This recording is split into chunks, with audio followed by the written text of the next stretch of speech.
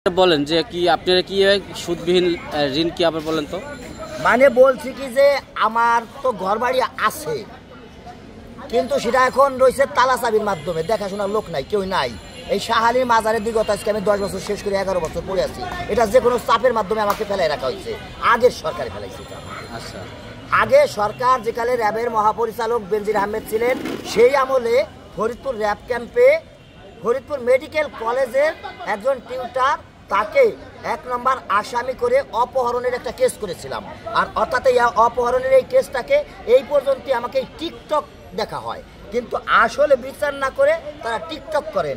তো টিকটক করেন যারা, তারা কিন্তু, আমি কিন্তু টিকটক বুঝি না, আমি বুঝি সত্য।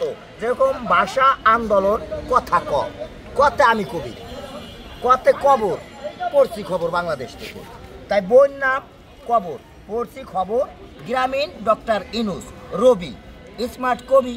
তাই যে ছবি এবং কবি এই মিলেই তো আমার দেশ বাংলাদেশ, আমার বই কবর। বই মেলা 2025 শেষ হয়ে গেছে, এই তো কাল থেকে শেষ হয়ে গেল, আবার আসবেন।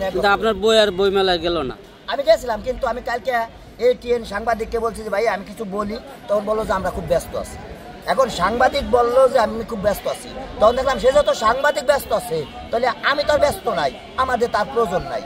যদি আমাকে দিয়ে আমি কষ্ট পাইছি ভিতরে, অর্থাৎ তাকে দেখাইতে পারলাম না। যে আমি বলতে চাইছিলাম বই মেলা 2025 অমর 21 ভাষা, বাংলা ভাষা, যে ভাষার জন্য শহীদ হয়েছেন যারা, তাদের উদ্দেশ্যেই আমার কিছু বলার ইচ্ছে ছিল।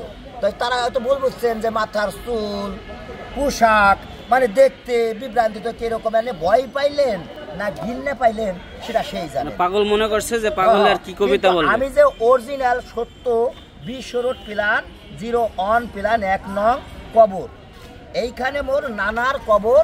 20 রোডের মাঝে পাগল বেশে ঘুরছি আমি এখন দেশে দেশে, অর্থাৎ আমাকে কেউ কোনো মূল্যায়ন করছে না। এই মূল্যায়ন না করার কারণ হলো, আগে সরকার যখন ওই হাসিনা ছিলেন, তার বাবা বঙ্গবন্ধু শেখ মুজিবুর রহমান, আমি তাকে দেখিনি। আমার জন্ম হলো 1974, তো দেশ স্বাধীন হয়েছে 71। আমি বঙ্গবন্ধুকে দেখি নেই, আমার মানে সোজা কথা আমি দেখিনি।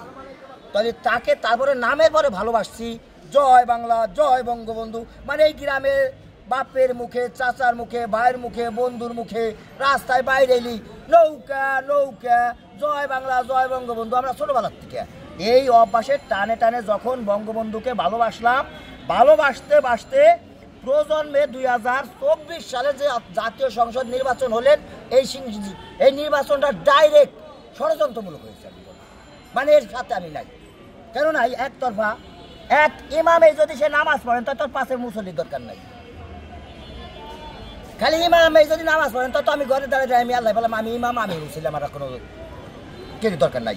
তো এই আগের নির্বাচনটা ঠিক ওভাবেই এক ইমাম একতরফা হয়ে গেছে, পাশে আর কোনো জনগণ নাই, তাই আমি ওই নির্বাচন মানি নেই। তাই বর্তমান যে সরকারে এখন যে প্রধান উপদেষ্টা ডক্টর ইনুস আছেন, এই ইনুস, তারেক রহমান আছেন, বা আরও যারা আছেন, এদেরকে নিয়ে আজকে যেরকম এই যে FDC নায়ক ইলিয়াস কাঞ্চন সড়ক নিয়ে কথাবার্তা, যেরকম আমি কালকে বইমেলায় শরদিন ময়দান যাবার কালে যে ঢালে এসে শ্যামলীর থেকে 32 নম্বর পর্যন্ত যে 2 ঘন্টা টাইম লাগছে, এত জাম।